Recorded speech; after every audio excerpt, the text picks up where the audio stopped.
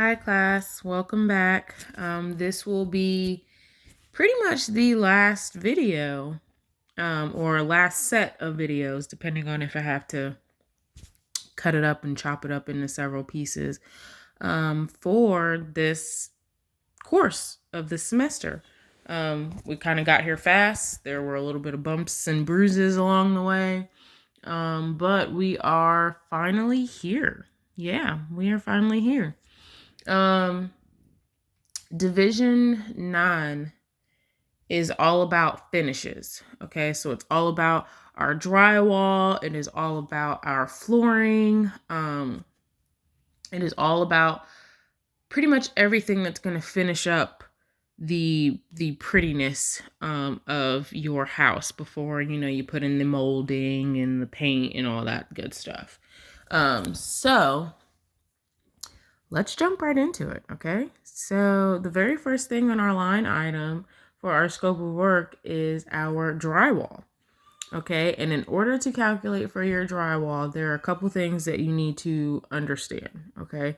You need to calculate for all of your walls inside of your room, but as well as your ceilings, okay? Do not forget your ceilings when it comes time to do your calculations for your drywall. I have had so many instances in the past where students have a way less number of square footage that they need, and it's because they've forgotten their drywall, okay, and for their ceiling. Now, the cool thing about this is once you have figured out your drywall for your walls and for your ceilings, when it comes time to do your flooring, you already have those numbers because it's the exact same number as your ceiling. Okay, so whatever your ceiling square footage is, that is what your flooring square footage is going to be for that particular region that you are taking off. Okay, so you got a little bit of hard work in the beginning for your drywall, but then it becomes really, really easy at the end when it comes time for the flooring. All right, so let's jump right into it. All right, so if I'm looking at my typical wall section, which is found on sheet A2, then I can tell here that my wall dimension, okay, my wall sheathing or my drywall or however you want to look at it, dimension is the 9 foot 1 1/2 inches, okay? So in order for you to calculate your height, you then need to convert that 9 foot 1 1/2 inches to decimal feet. Now, we've already done that in a previous section, so it's either the 9.125 feet or the 9.13 feet that you used previously, okay?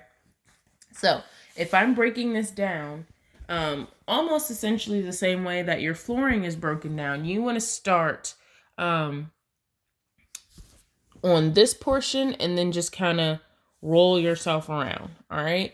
So you're starting with the bedrooms first because they are a lot easier. So on mine, I have bedroom number 2, and I've taken my dimension for all 4 walls as well as my ceiling height, okay? I then did the closet the exact same way.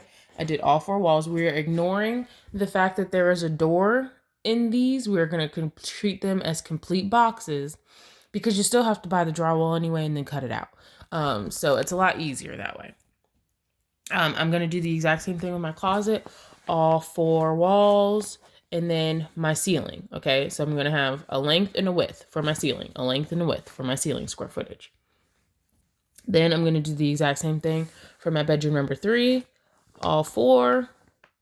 And then I have my ceiling. And then for my closet, all 4. And then my ceiling. All right. And you're just going to essentially repeat this process for every single room in your house. Now, the parts that is going to be a little bit tricky because it's not just 4 walls or 4 dimensions is your bathrooms, okay, because you have several walls that you need to take into account for. But also your square footage is going to be different because you have this chase here. So you're going to have to split these into 2 ceilings, okay? 2 ceilings. One here, and then one here, and one here, all right? Same thing essentially with your mudroom, okay, or your laundry room in this case. You have all of these walls that you need to take into. We're going to treat this section as if it's one whole wall, okay? We're not going to pay attention to this divot that's here. We're just going to treat this as one whole wall, okay? So you're going to take this, and this, and then you're going to take your ceiling, which can then be split up from this portion, so this ceiling, and just kind of put it together, okay? Or you can treat it as one whole box, here and here, and then just take out the square footage of this guy. Either way you want to do it, it's totally fine. Then your dining room, as you can see, I have kind of little pencil marks here. So this is where I split my ceiling from my hallway. And then my dining room stops here, and my family room stops here. Okay, so I treated them as separate entities in different square footages. So I have my walls to account for, but then I also have my dining room. I went here, here, here, here, and here, and here. As far as my drywall is concerned, and don't forget your outsides of your walls too, in order to calculate for those. All right, so I know it doesn't really make any sense right now, but I'm going to kind of show you how I have mine set up, and hopefully that kind of mitigates the amount of confusion that you need to do. But it also will show you the order that I did it in. That way you can do it in the exact same order. That way when I have to grade, I'm not, flipping back and forth trying to figure out what it is that you did. Okay, so stay tuned. All right, so as you can see, I started off with my drywall. I specified that my height of my wall was 9 foot 1.5, and I converted that to the 9.125. Again, yours might be the 9.13. It's totally fine. Whatever you did previously, keep it consistent. All right, so for my bedroom number 2, I have my wall lengths multiplied by my height, and I did each individual wall, okay? That way I know if I've missed something, I can go back. Then where it says a C, that is my ceiling calculation, okay? I then have my total square footage listed over here on the side. I did the exact same thing with my closet. I specified my ceiling, and I have my square footage. Now, the reason why I specified what my ceilings are is because, again, when you get to your flooring, it's just going to be the exact same square footage for that designated area, okay? I have it listed out for my bedroom 3, my total, my bedroom 3 closet, the ceiling, my square footage, okay? Very simple, easy.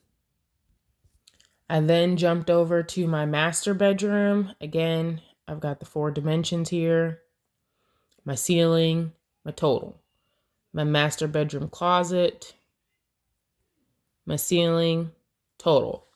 My hallway, okay, now I had to add up some stuff for my hallway. And then I got my individual parts and my square footage, okay? My dining room, family room, and my kitchen. So I had to do some adding here. And this is just me, essentially, I believe I went around in a corner. So let's see. So I took this dimension here. I'm going to put it side by side. So I took the 1008 plus the 0.29 so that I could get to the edge of that. Then I got my 23.29. Then I got my 25.3. Then I got my 14. Okay. Then I got my 1150. All right. Then I got my 2.71 here. Then I got my 0.29, which is the edge cap here. And then I got my total length, which was this guy here, and subtracted all that out to get this portion. Okay? To get that portion of my wall. Then I had to flip it on over to continue. So then for my ceiling portion, that was just my total square footage for my walls. Then I had 3 separate ceilings that I needed to deal with. Okay, and those were my calculations for that. Okay, again, yours might be slightly different depending on how you split yours out, and that's totally fine. There's nothing wrong with it. So then I have my dining room closet, which is what I'm specifying is my dining room closet. Then I have my laundry room, which is again this portion over here. That's my laundry room. I've got each individual component. I've got 2 separate ceilings for my laundry room. It's my total. I have my bathroom number 2 with my total. I then have my bathroom number 1 with my ceiling in the total. And then I added up everything that I could. And that was my total square footage number. Okay, as long as you are somewhere within this vicinity, again, the drywall might be off slightly by quite a lot depending on what you've included or excluded. But as long as you're somewhere in the 5,000 range, you are okay. All right. 5,000, 5,100, 5,200, that's fine. Anything, I want to say anything in the 4,000s, whether it's 4,900, that's a little low, but, I'll double check and make sure that your numbers are okay. But that is what I have for my Division 9 calculation. And again, whatever your ceiling numbers were for each one of those components is going to be the exact same number that you're going to use for your flooring drywall. For your flooring finishes. Goodness gracious. Everything hurts. And that pretty much completes your project, Now, after you've done everything and you've turned stuff in for me to kind of look over, again, I'm not grading it. If you want to turn it in for me to check your progress and see if you need to change anything, that's perfectly fine. But pretty much up until this point, now you're ready to be putting together your bid packet, okay? And your bid packet is going to consist of everything that we've done this semester in a nice, clean, concise, 3-prong folder with your name on it, the section, the division takeoffs, and I'm going to do a separate video with this. But you're also going to be putting together a speech or a spiel using your company and why I should choose your project. Why should I award you this bid versus another company or, versus your competition? But also, I would like for you to include, what you've learned from this semester, but also, what could be improved upon. Again, like I said, this is the very first semester that this has been done completely online. Typically, this is a traditional face-to-face course. But for personal reasons, I was not able to be on campus this semester to facilitate this course. But, any help, any suggestions, any, words of wisdom that you might want to add or to include, or some feedback, for me, because, teaching is not easy. Not all students learn the same. Not all students, pick up the material the exact same way. So if you're, wanting to give some suggestions, that would be greatly appreciated. And I had fun this semester. I will be posting, I think, 1 or 2 other videos regarding your bid packet and your final submissions. But other than that, I hope you had a great semester. I hope you've learned something. And I hope that you're leaving this semester feeling a little bit more confident in estimating and planning than you were when you were coming in.